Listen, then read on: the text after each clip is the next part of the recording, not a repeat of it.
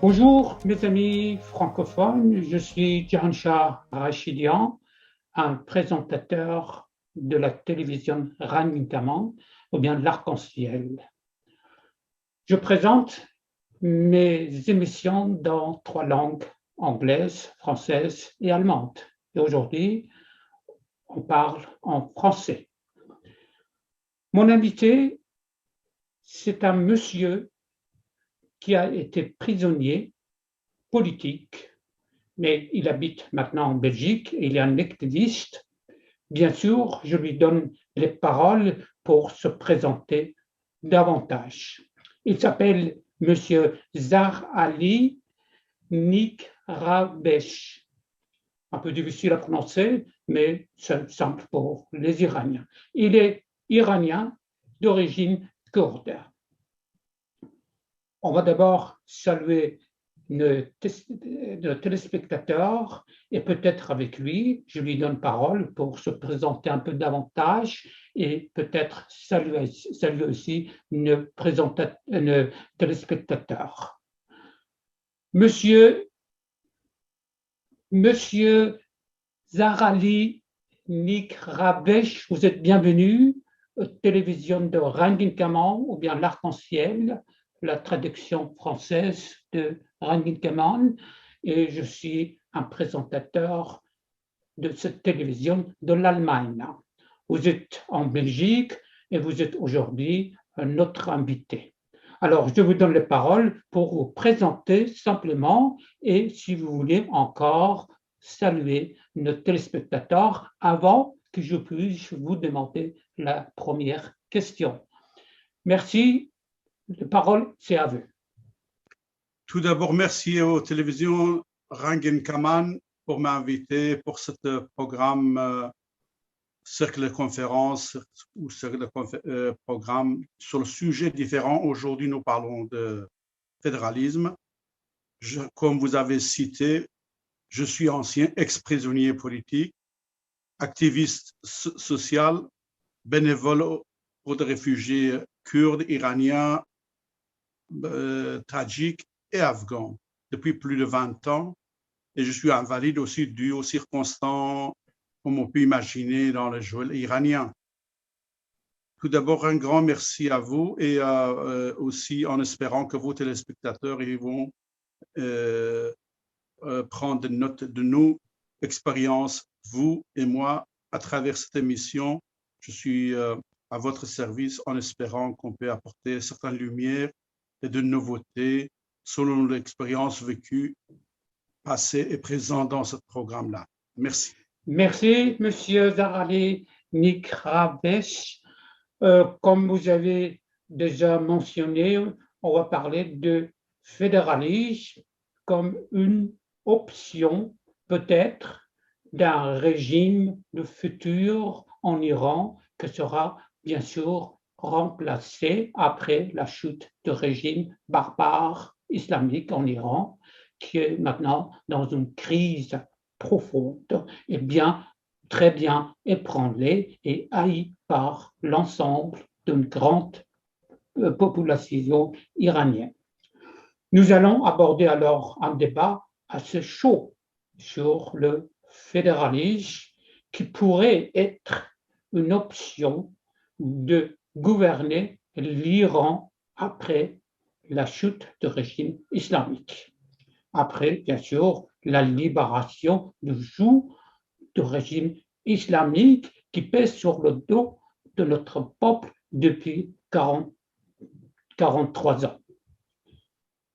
Comme il y a beaucoup d'options comme centralisme, décentralisation démocratique, semi-décentralisation, l'exemple de la France, l'exemple de d'autres pays, ou bien fédéralisme, ce qui est par exemple votre pays actuel, la Belgique, et aussi mon propre pays ici, l'Allemagne, avec bien sûr les systèmes plus ou moins un peu différents.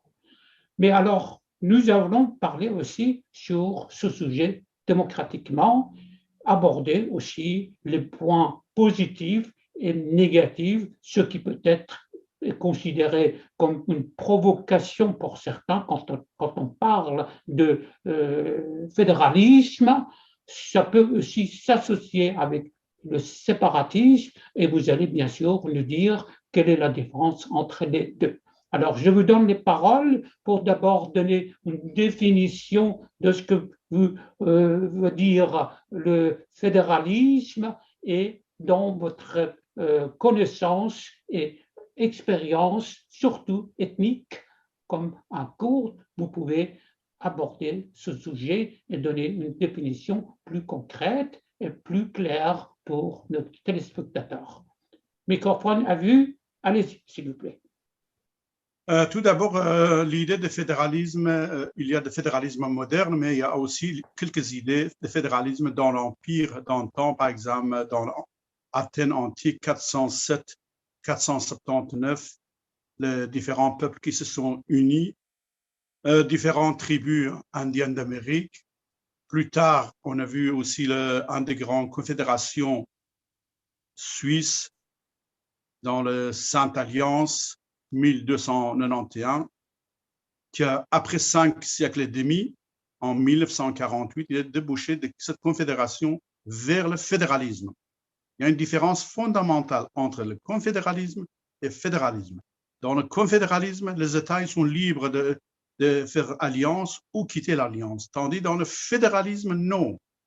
Il n'y a pas ce droit de quitter le devoir commun qui sont à commun accord, les différentes entités, peuples, langues et régions, ils se sont décidés de léguer une partie de leur souveraineté pour créer un ensemble de valeurs qui est la souveraineté partagée entre les différentes cultures. Dans ce cas-ci, chaque région garde toute une série de pouvoirs d'autonomie régionale, par exemple, enseignement, police régionale, impôt régional, une partie d'impôt régional, mais il lègue aussi toute une série de données, par exemple, le pouvoir décisionnel pour les affaires étrangères, la défense des territoires communs, monnaie, et aussi un système institutionnel juridique qui est le garant de l'ensemble de la différence. Ça ne ressemble pas à un système centraliste, mais dans l'idée fédéraliste, il y a un pouvoir central qui est vraiment le garant, le socle principal pour répartition de tous les droits et de tous les devoirs au sein de même entité qui peut être plusieurs régions, plusieurs langues ou plusieurs aspirations politiques qui émanent de volonté de peuple. Par exemple, après plus de 5 siècles et demi, les Suisses qui ont formé leur confédération face aux Habsbourg, Autriche, Angro, III, ils ont finalement évolué vers l'idée davantage rejoint dans la solidarité interne. Fédéralisme, ça veut dire rapprocher le peuple aux sortes de valeurs communes. Mais pour ça aussi, il faut absolument qu'il y ait une émergence de culture fédéraliste, c'est-à-dire tout le monde se sent par rapport à l'autre responsable dans ce droit, dans ces démarches, à être dans l'égalité de traitement de droits économiques, politiques, sociaux et culturels. Une fois qu'il y a ça, tout le monde doit aussi essayer, par voie naturelle, de dialogue mutuel, arriver à créer une nouvelle forme, une pensée fédéraliste. Ça veut dire que moi, je suis responsable par rapport à celui qui vit d'autres provinces, d'autres régions, d'autres langues, d'autres modes de vie, et vice-versa. C'est pour ça que, par exemple, on est témoin d'une émergence depuis 1951 en Europe. Cette Europe, il est en train de, tout doucement, lentement, mais sûrement, d'aller vers l'union fédérale des pays européens, et pourtant il y a États-nations, et aussi région fédérale.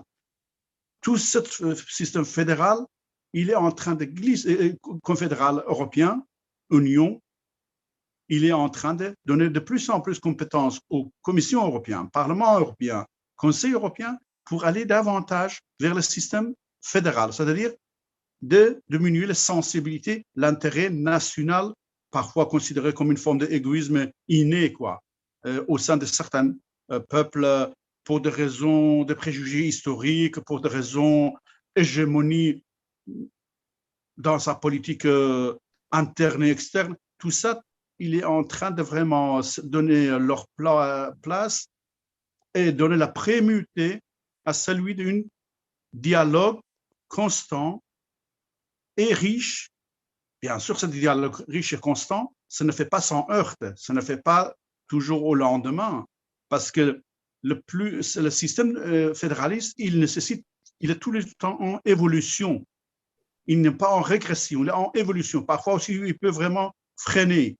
Mais comme il est basé sur le dialogue constant, mutuel, et aussi recourir aux capacités intellectuelles, collectives et individuelles, chaque individu au sein de la société, il tend d'aller vers la progression et aussi trouver toujours la solution à des problèmes pour améliorer le destin collectif.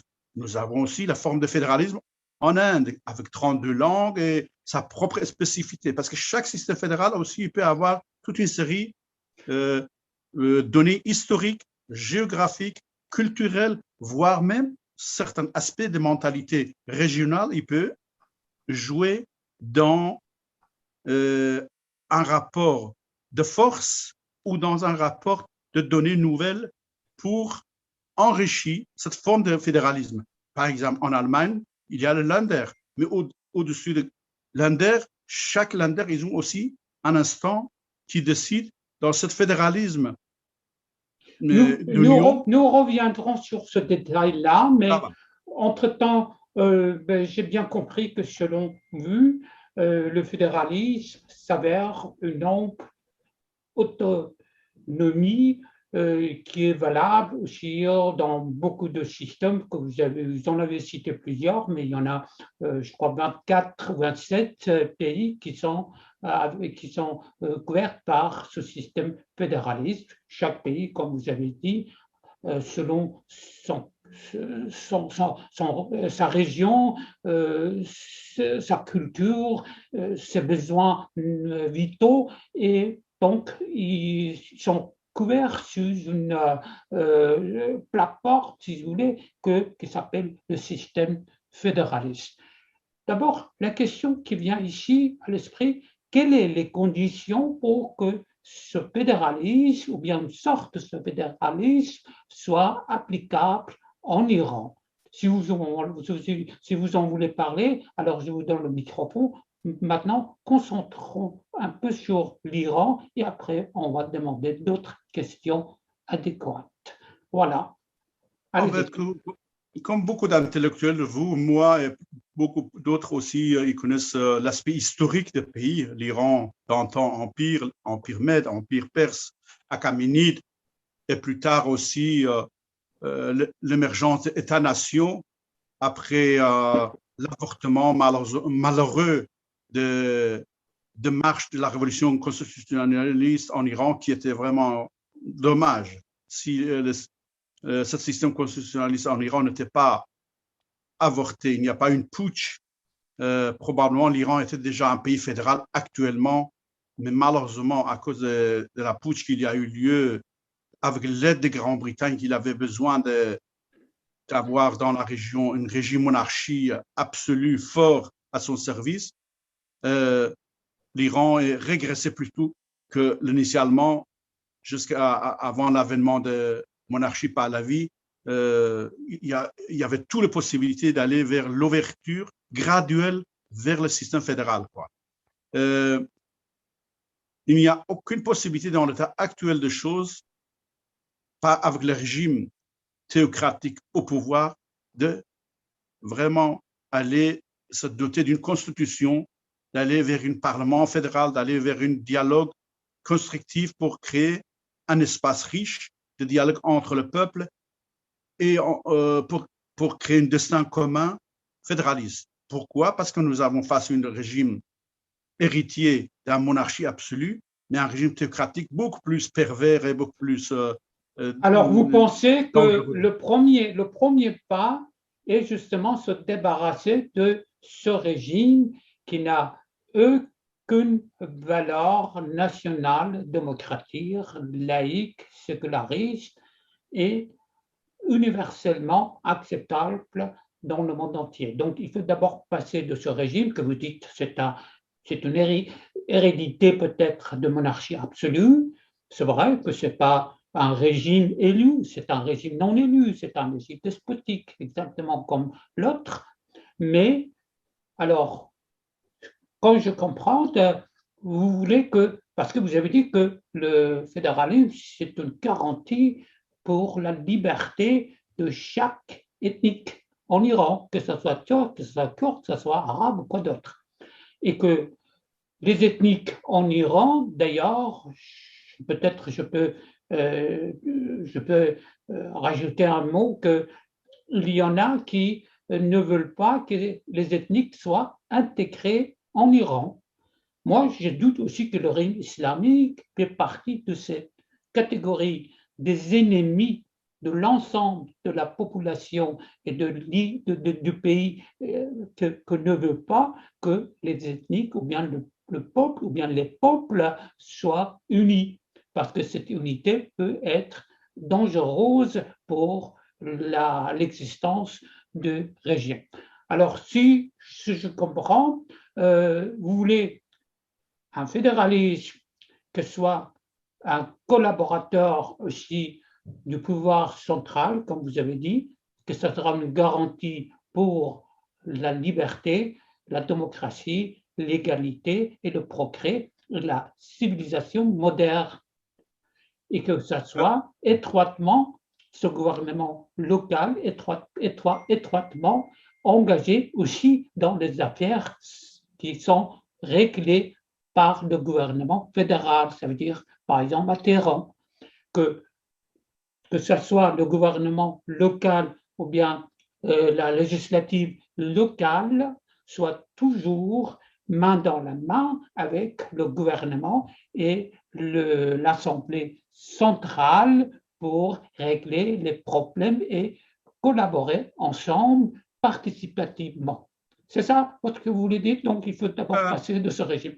C'est ça? Entièrement d'accord avec vous. J'ajoute à ceci que tant que nous avons un régime totalitaire, monopoliste, idéologiquement rétrograde, comme les régimes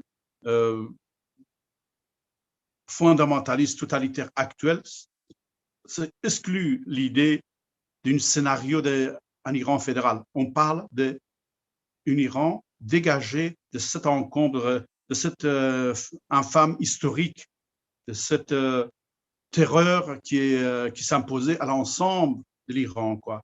Ça va de soi, 96 ans de tyrannie, de la dictature nue, que ce soit monarchie absolue, celui qui disait qu'il est l'ombre de Dieu, le Shah, ou celui qui, après Khomeini, qui disait qu'il est l'esprit de Dieu, ne peuvent pas en soi ni être compatibles avec l'esprit de la loi, ni avec la liberté, ni le sécularisme, ni avec le droit des citoyens. Parfois, moi-même, combien de fois j'ai refusé de prononcer le mot république islamique, parce que dans l'islamisme, il n'y a pas république.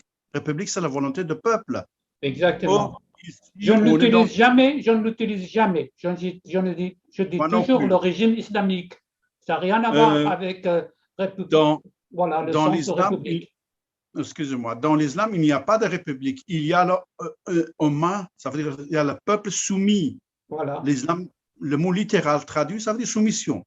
Voilà. Donc, dans l'état actuel, comme on est aussi un guide suprême, qui est lui l'émanation divin de Dieu et de prophète, et il considère le peuple comme mineur. En plus, il est une idéologie qui est basée sur un totalitarisme apparenté au fascisme. Ça veut dire un seul Dieu, une seule croyance religieuse et un seul leader. Donc, tout est au singulier. Donc, une fois, parce que le fédéralisme est le contraire de tout ce qui est singulier. Le fédéralisme est toujours au pluriel. L'esprit fédéraliste est l'expérience historique que l'humanité a développée. Par exemple, dans l'histoire de Montesquieu, Kant,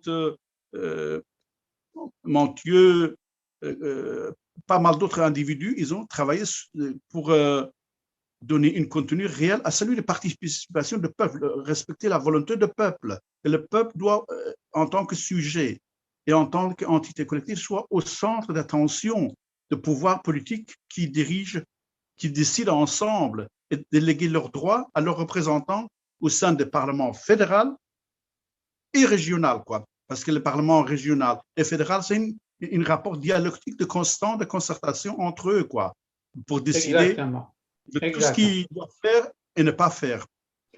Ça va de soi que si on compare le meilleur, comme vous avez cité, à peu près on est en Amérique, Europe, l'Inde, quelques pays africains, il y a à peu près 24, 25 États fédéraux, Canada, etc. Ce sont des expériences de plus et si cette fédération européenne qui prend cette direction de fédéralisme, ce sera à peu près une expérience très riche. Ça va de soi dans le pays, comme on voit, dans le pays fédéraliste, il n'y a pas de tension, il n'y a pas de dictature nue qui opprime ce peuple. Quand on regarde le cas de l'Allemagne, Belgique, Canada, États-Unis, l'Inde, et plein d'autres pays. Nous allons aussi aborder le fédéralisme.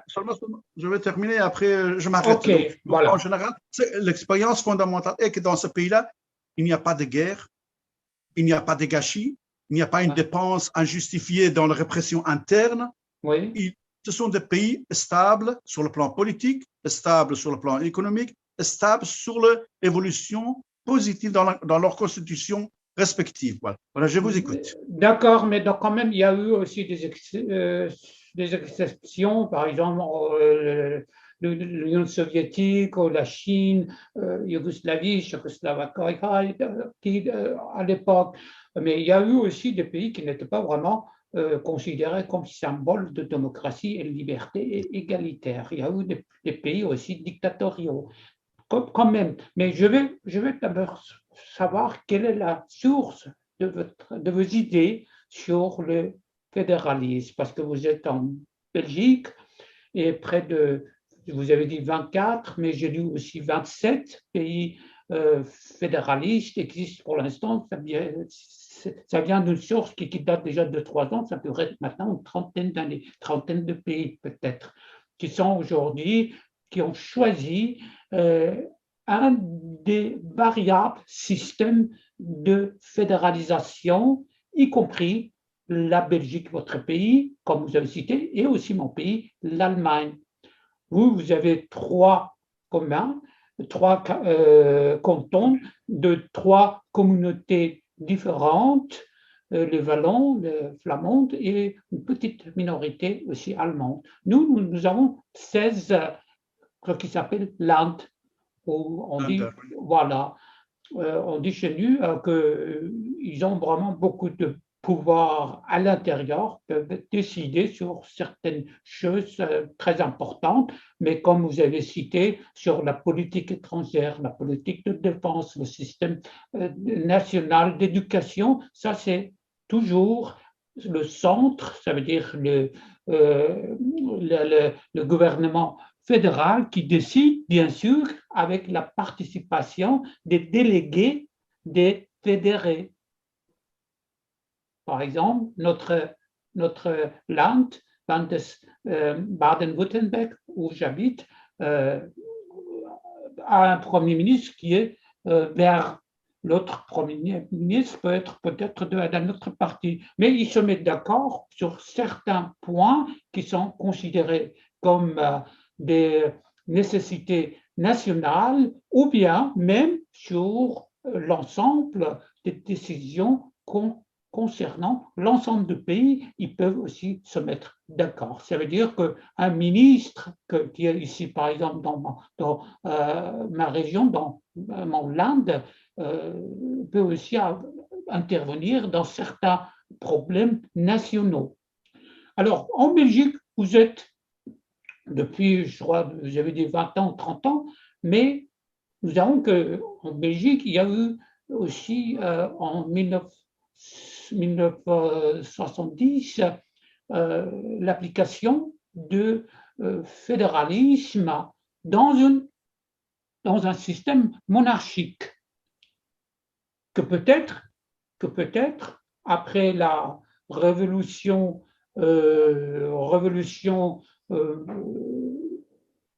constitutionnelle en Iran en 1906, la Belgique était peut-être un système oblique pour la monarchie iranienne, qui voulait garder quand même le roi, même après la révolution constitutionnelle.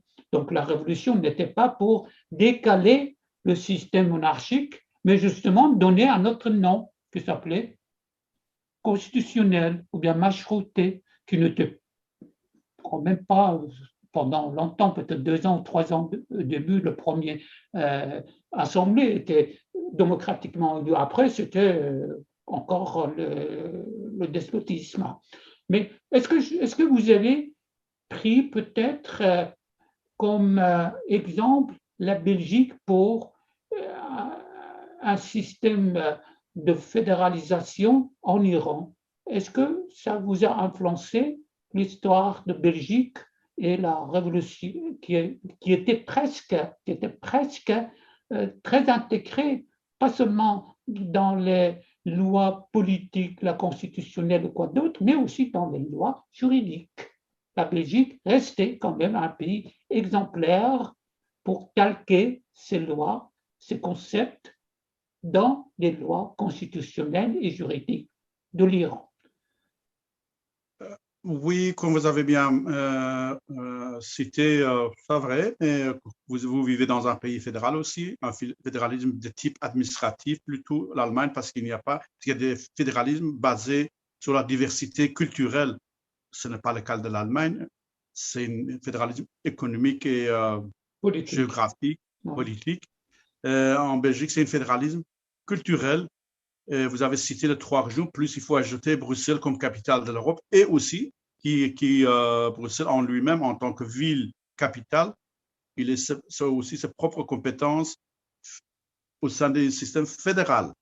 Comme vous avez cité, depuis les années 1970, en Belgique, on dit 70, en français, on dit 70. Quoi. Oui, je comprends.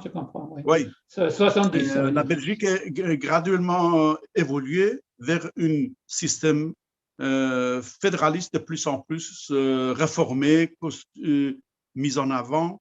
Ça a été plusieurs fois réformé il y a encore 20 années, oui, je sais. Ce n'est pas fini, ça va dans ce sens-là. Au sein du système monarchie constitutionnelle belge, qui est là, en réalité, la monarchie en Belgique, depuis bien longtemps, ne possède pas de réel pouvoir. Il est plutôt symbolique, c'est le Parlement.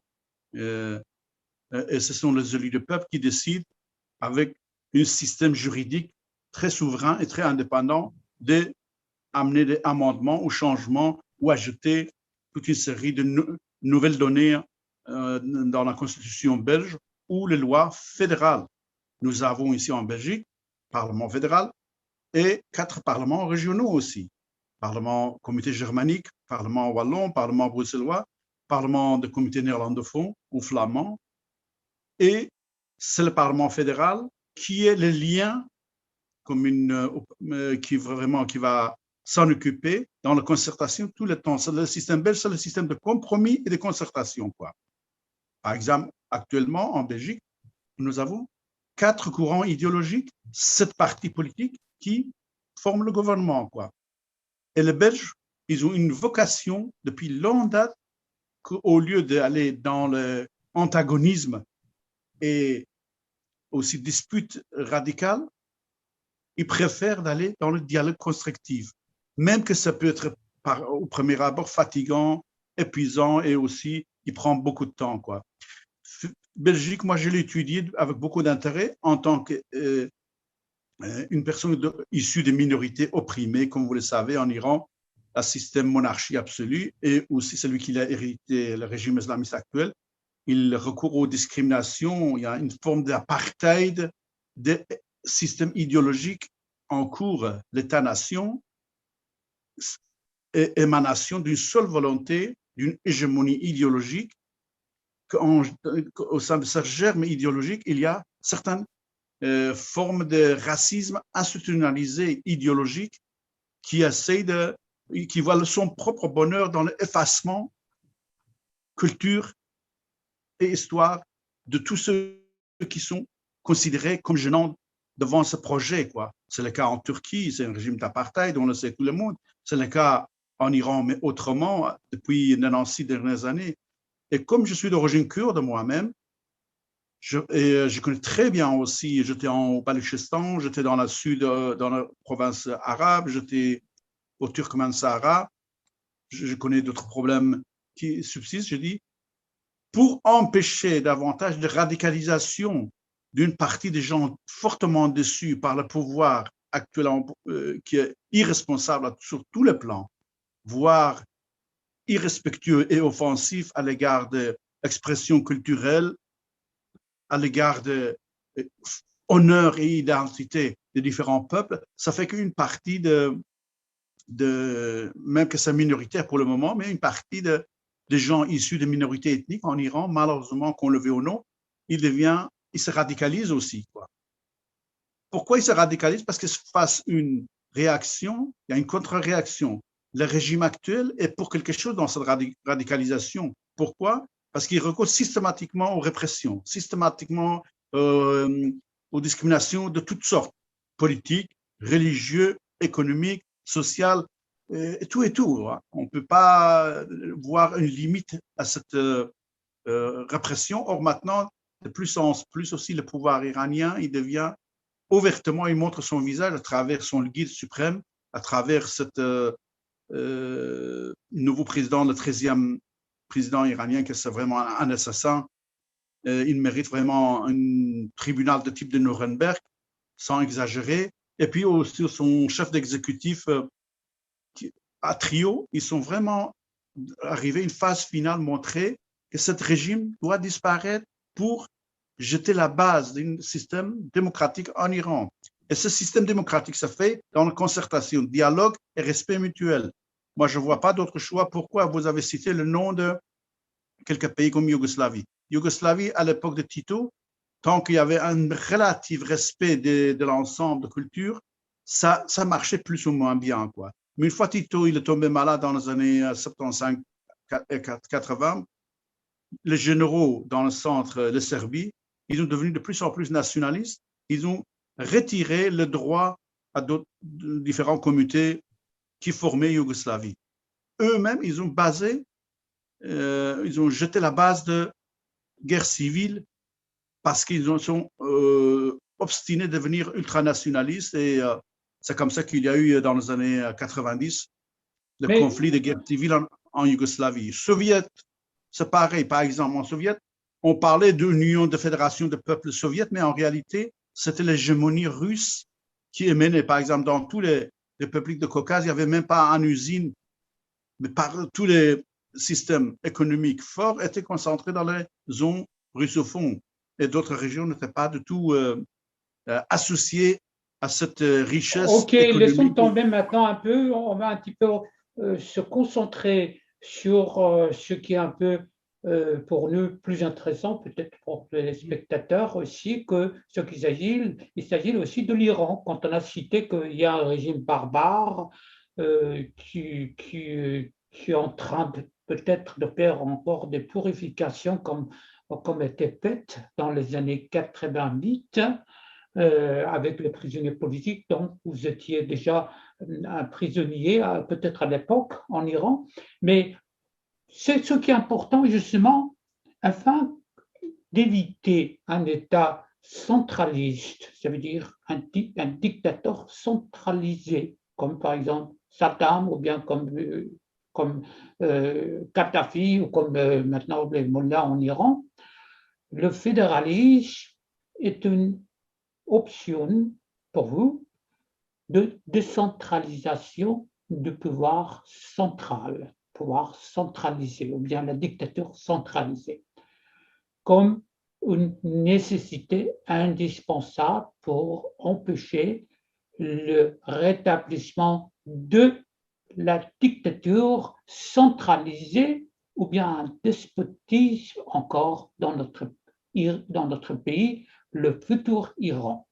Et pour que le pays ne se trouve pas le dos contre le mur, encore une fois, par un autre despote, à mon avis, la centralisation du pouvoir doit être interdite dans la nouvelle constitution de l'Iran libre. C'est, je crois, indispensable. Le fédéralisme, comme vous définissez, qui couvre aujourd'hui, je crois, plus de 2 milliards et demi peut-être de la population mondiale, y compris votre pays et mon pays maintenant, n'avait pas toujours un succès, c'est vrai. On a l'exemple du Kurdistan, d'Irak.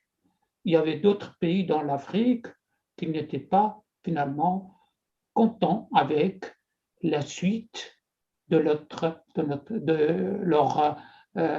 leur système fédéral et ils ont retourné vers un autre système. Mais on se considère un exemple qui nous concerne parce que c'est le voisin. Alors, le Kurdistan d'Irak, que sans doute vous connaissez mieux que moi, que nous concerne aussi, c'est après un long despotisme de Saddam contre les Kurdes en Irak qui ont eu finalement une certaine valeur de fédéralisme. Mais en 2017, ce fédéralisme n'était pas assez. Ils ont essayé avec un référendum aussi l'indépendance et que ce référendum n'était pas accepté par l'ONU, par l'ensemble de la communauté internationale, sauf un seul pays dans la région, c'était Israël. Alors, et bien sûr, quelques courants séparatistes du monde aussi, ils l'ont accepté. Alors, je me demande quel sera le résultat d'un fédéralisme en Iran qui, par hasard, ne peut pas tomber dans le même processus que notre voisin, qu'il puisse arriver peut-être, par le malheur, à un destin du Kurdistan d'Irak. Alors pour le Kurdistan d'Iran, qu'il cherche aussi un fédéralisme, qui a le droit bien sûr, quelle sera la garantie pour que le séparatisme ne s'apparaît pas ou bien n'essaye pas de s'imposer. Voilà, je vous donne avec, bien sûr, il y a des multiples de problèmes après, on va pas rester neutre. Kurdistan en Irak, bien sûr, il y avait des sunnites, il y avait des chiites, il y avait des assyriens, il y avait des turkmènes, tout ça. Et que pour tous ces gens-là, il y a un État qui peut-être pas démocratique. Un État qui peut être un État de clan. Vous avez ce système clan, ça existe aussi dans les pays Proche-Orient, surtout au Kurdistan, en Khuzestan, en Baloutchistan, des pays enfin moins avancés industriellement.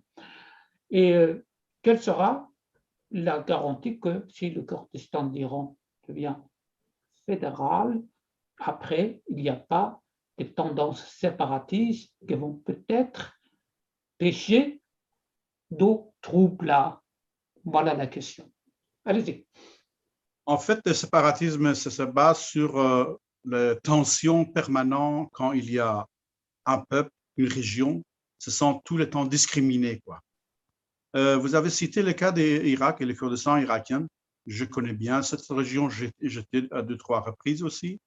J'étais au courant des massacres, des génocides des Kurdes par le Saddam Hussein. Et le problème d'Irak, c'est qu'ils ont tenté, après le renversement des régimes despotiques de Saddam Hussein, de se donner un système fédéral. Le problème fondamental d'Irak, c'est que l'Irak n'a pas sa souveraineté.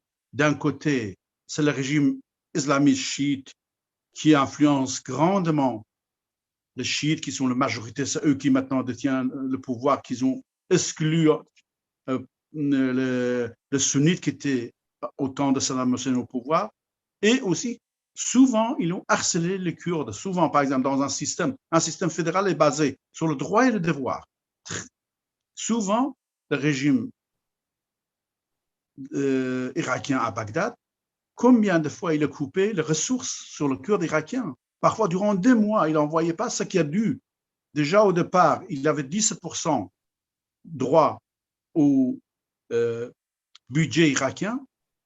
Ils ont amené au 14%, et après, ils ont grignoté pour amener à 13%. Même ça, il le donne une fois, et comme une monnaie de chantage, il l'empêche de donner. Et de l'autre côté, qui a une influence et aussi l'interfère souvent, c'est la Turquie. La Turquie, c'est un régime d'apartheid. La Turquie, la République turque, il est né dans la négation des questions kurdes, par exemple. Il est hors de question pour la Turquie, il y a une phobie dans la nature de tous les dirigeants turcs, indépendamment de partis politiques au pouvoir ou dans l'opposition, c'est que la prospérité turque doit se traduire dans les négations de Kurdes et sur aussi négation du génocide arménien d'antan, quoi. En Turquie, être kurde, c'est un délit pratiquement.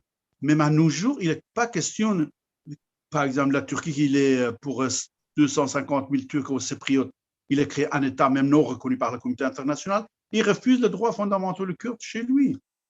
En plus, ni le régime État-nation turc ni État-nation iranien qui ont apparenté une logique fascisante ne voient pas de bon oeil qu'il y a une expérience fédérale en Irak qui peut marcher. Donc, ils font tout pour le saboter, pour le casser, quoi. Donc, je n'ai pas dit qu'il n'y a pas de corruption, je n'ai pas dit que dans le Moyen-Orient, dans la culture des pays musulmans, étant donné que la société civile, on n'est pas arrivé à une société basée sur le droit et le devoir, la corruption est malheureusement généralisée à peu près partout, l'Iran, l'Irak, Pakistan, Turquie, tout ça, ce sont des pays musulmans. C'est le pays de bakshish, le pays de corruption est devenu monnaie courante, quoi. Mais à côté de ça, il y a cette espèce d'idéologie que l'État se substitue à la place de volonté de nation d'une manière grotesque, d'une manière totalitaire, impitoyable. Non seulement il a peur de l'expérience fédérale de réussir, il sait casser toute l'expérience. Donc, la situation, si l'Irak n'est pas stable, en grande partie, c'est dû à l'ingérence du régime théocratique islamiste iranien et régime d'apartheid turc. Ces deux pays-là, ils ont un facteur de déstabilisation et une facture de déchirement interne en Irak. C'est pour cela que jusqu'à présent, l'Irak ne s'est pas doté d'une constitution réellement qu'on peut dire digne d'un système fédéral, quoi.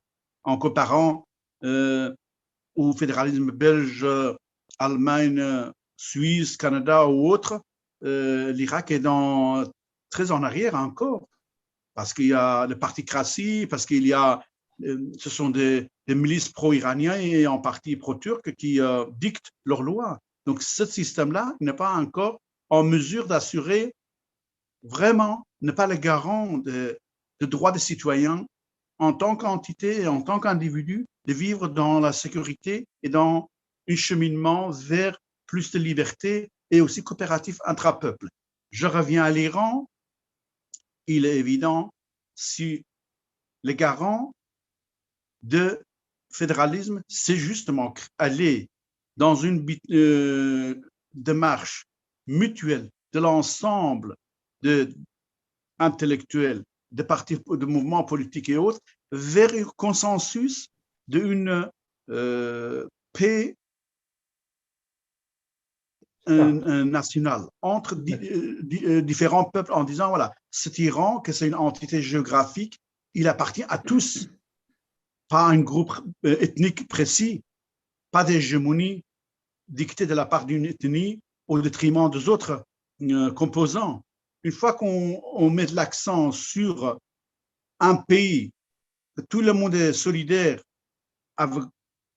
entre eux, un pays, tout le monde peut avoir le garantie de leurs droits historiques, culturels, économiques, politiques, et aussi dans une garantit de pluralisme réel au sein de tout l'instant régional et toutes ces émanations de l'instant régional qui peuvent traduire par élire les élus de l'ensemble au sein d'une assemblée commune, je crois que ce n'est pas une fatalité parce que le peuple iranien, que ce soit perse, kurde, balouche, turkmène, azari, dans la majorité, dans son immense majorité, ne sont pas du tout assoiffés de sang entre eux. Ils savent que c'est le régime, ce système idéologique État mafieux qui se substitue, soi-disant, il est représentant de la volonté du peuple, ce qui n'est pas le cas. C'est un mensonge, c'est une exactement. vol. Bon, Et on donc, va ça retourner, je vais un petit peu retourner la question pour que ça soit peut-être un peu d'un aspect plus clair.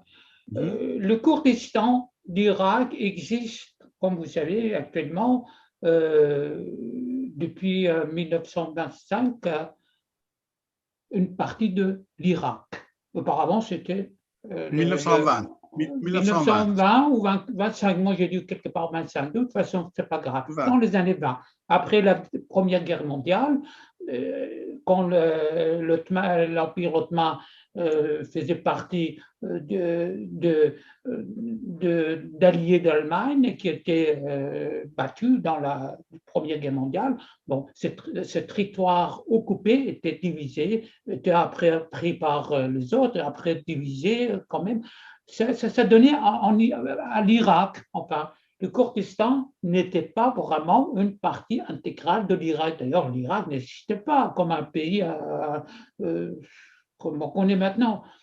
Et dans le Kurdistan, je dis qu'il y a des minorités et des ethniques avec peut-être de bras de fer, ne sont pas vraiment tous la même culture, même langue, même religion. Il y a de chiites, il y a de sunnites, il y a un mélange qui ne correspond pas à ce qui est, par exemple, le Kurdistan de l'Iran ou bien les Azaris, qui sont plutôt avec des traits de personnalité relativement communs, en plus une longue histoire qui font partie d'un seul pays qui s'appelle l'Iran.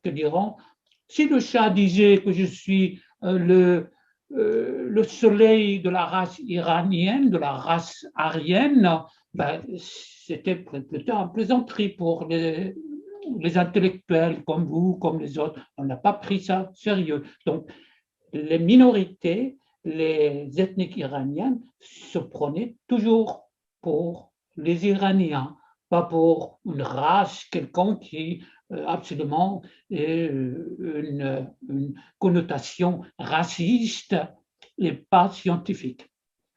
Mais je veux dire que cette liaison entre les ethniques en Iran, par exemple, deux de mes beaux-frères, un est un Azeri, l'autre qui est, enfin, Seyed, d'origine arabe, un peu plus foncé que, par exemple, les autres Iraniens. Nous sommes d'origine géorgienne. Ça veut dire, comme vous, que vous êtes courte, nous sommes aussi d'autre côté du nord.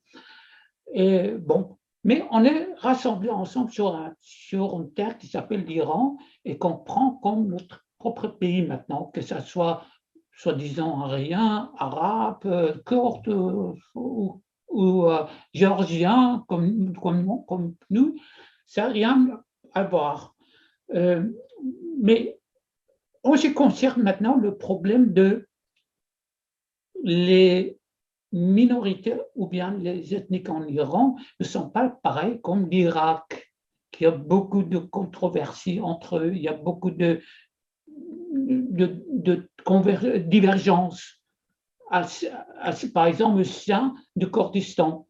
Mais nous, on n'a pas ça. Et notre pays ne veut pas justement se réunir, mais déjà est réuni. Donc, à quoi il est indispensable qu'on accepte, par exemple, un fédéralisme au lieu d'une décentralisation démocratique comme par exemple la France. Quelle est votre réponse? D'abord, l'Irak, c'est un pays préfabriqué, comme vous avez cité, après l'effondrement de l'Empire ottoman. On a annexé une partie du territoire kurde, on a ramené d'Arabie saoudite Faisal, ce sont les Anglais qui ont dit, voilà, on te fait roi. Mais ma question d'abord. Oui, oui, attends, je reviens à ça. Okay. Je reviens à la question. Donc, on a fait un royaume avec minorité sunnite et c'est devenu répression après répression. Et maintenant, au Kurdistan irakien, il n'y a pas tellement cette tension parce qu'il y a des minorités chrétiennes, il y a des juifs, il y a une minorité pro-zoroastrien qui s'appelle Ezedi, qui a été massacrés en 2014 par le Daesh. Tout ça, ils font partie du Parlement Kurdistan irakien. Il y en a pas mal de différents courants, des idées. Ils sont là, ils sont libres dans leur enseignement, des langues et tout, quoi. Je ne reviens pas là-dessus. Mais en ce qui concerne les questions d'Iran comme la France, on ne peut pas comparer la France à un pays jacobin, centraliste, que durant très longtemps, il niait, il voulait vraiment tout soit moulu, broyé dans l'idée de francité. La France, quoi. Quand De Gaulle disait la France, attends, si vous me permettez. Ça veut dire une autre version de nationalisme.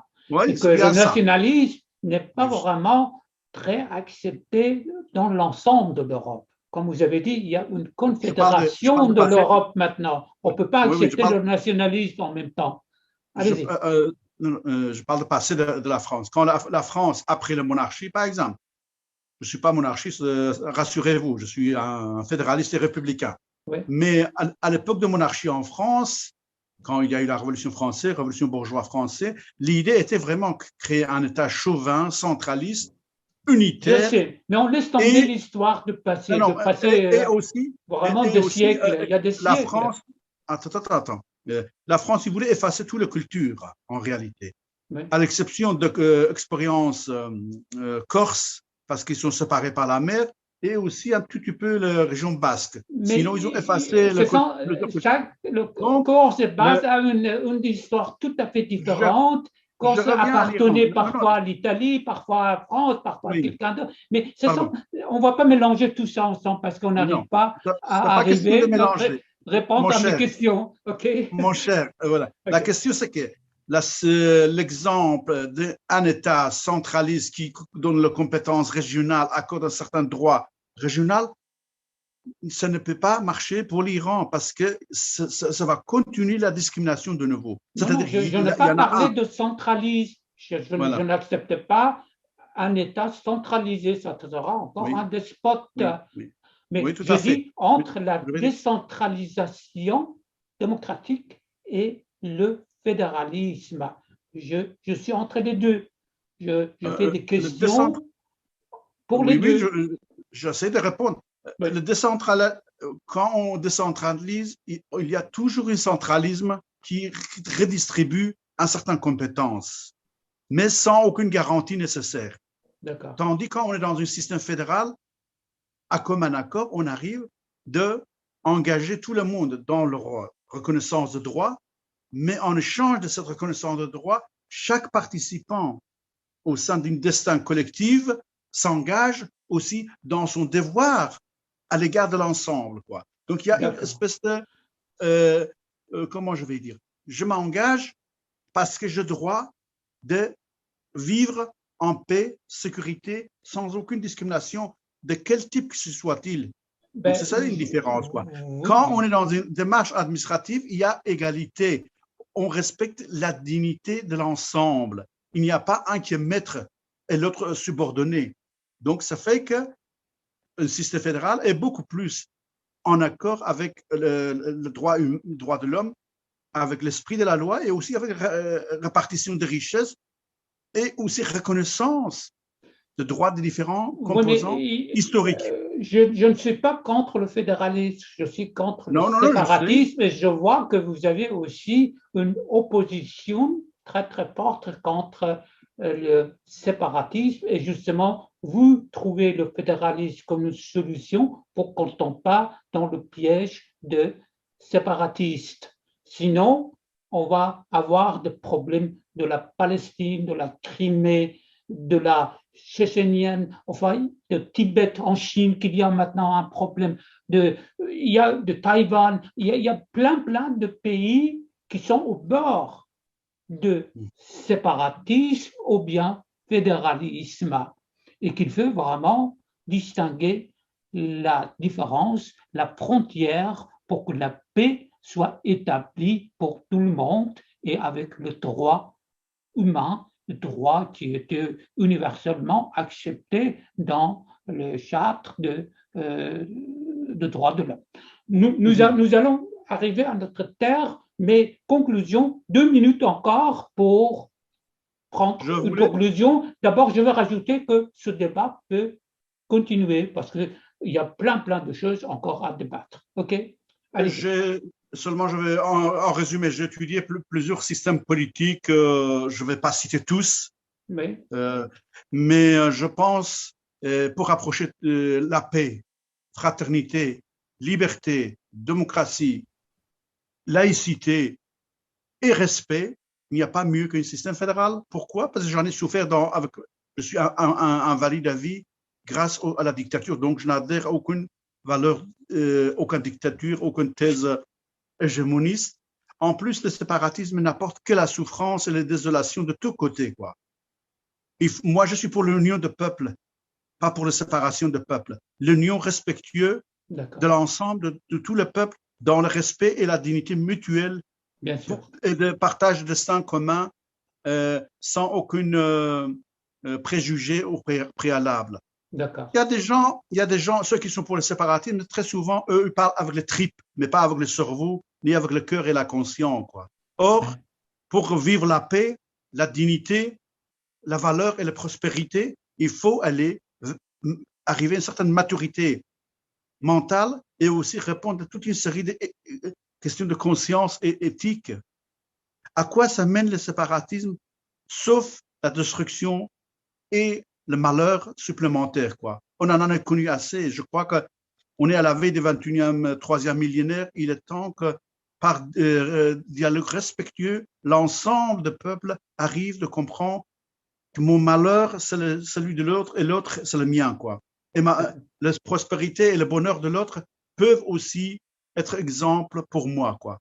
Donc, moi, je suis fédéraliste dans l'âme et conscience et je sais de quoi je parle parce que je n'ai aucun exemple historique qu'un système basé sur la violence de séparation ou la dictature d'imposition de l'un contre l'autre n'apporte aucune forme de bonheur à l'humanité. Le bonheur de l'humanité, c'est dans le respect, dans le partage, dans la compréhension mutuelle et dans bien sûr, c'est aussi mon idéalisme, c'est aussi mon idéalisme, mais étant donné qu'on vit aussi dans une région vibrante, ça s'appelle Proche-Orient, donc il faut aussi être assez prudent et cette caution peut-être aussi créer encore une situation plus stable dans laquelle la paix, la prospérité, la fraternité sera encore mieux établie. Voilà. On est arrivé à notre terre. Je vous d'abord demande si vous voulez encore participer à notre débat télévisé parce que moi j'ai beaucoup de questions dans ma tête à poser, mais le temps est très serré malheureusement. On est arrivé presque à l'heure. Alors une autre fois, peut-être si vous avez encore un camarade, quelqu'un que soit aussi assez curieux pour ce genre de problème, bien sûr francophone, parce que malheureusement ou heureusement, bon, moi je suis maintenant dans la langue étrangère, soit quelqu'un qui parle anglais, soit français. Et cette personne est aussi bienvenue avec vous, si vous voulez. On verra.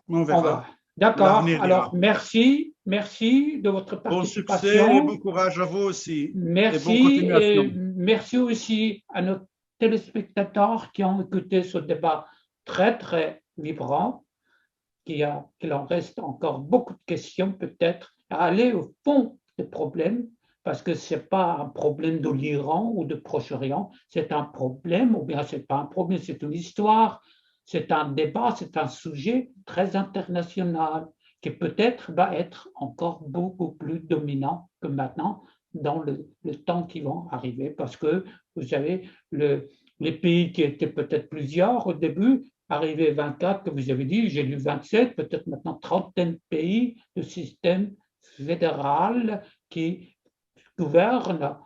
Il y a eu aussi certains problèmes qu'on peut aussi discuter. Merci quand même et merci à notre téléspectateur de Ranginkaman ou bien l'Arc-en-Ciel. Alors, à la prochaine fois.